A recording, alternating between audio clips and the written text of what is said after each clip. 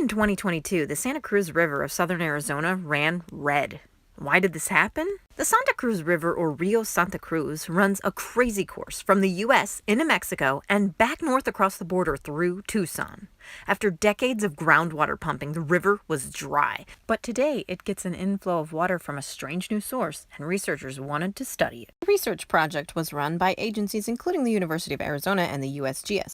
A dye, rhodamine WT, was released into the river and monitored as it flowed downstream. Rhodamine, the fluorescent red dye used in this study, is commonly used in hydrological studies. It's considered non-toxic. Then the researchers collected water samples at specific intervals downstream to measure the effects of sunlight on certain organic materials. Some of the materials the researchers were testing for included personal care products, pharmaceuticals, and other chemical compounds. They studied the cumulative impact of continued exposure to sunlight on destroying or chemically altering the residual organic materials in effluent. The term effluent is commonly used to refer to wastewater. It usually refers to sewage, sometimes treated and sometimes not.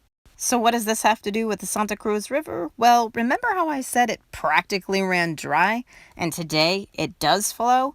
Well, the Santa Cruz River is an effluent-fed river. It's basically a river that flows because it's, well, wastewater.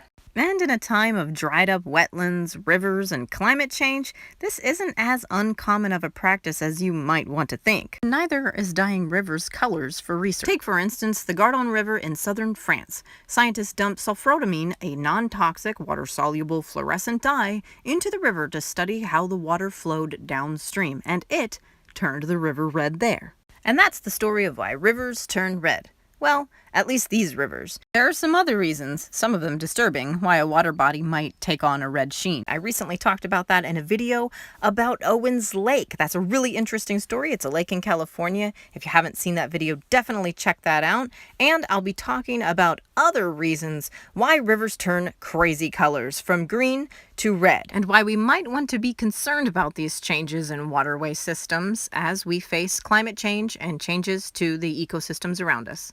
I'll see you guys next time here at Let's Go Geo.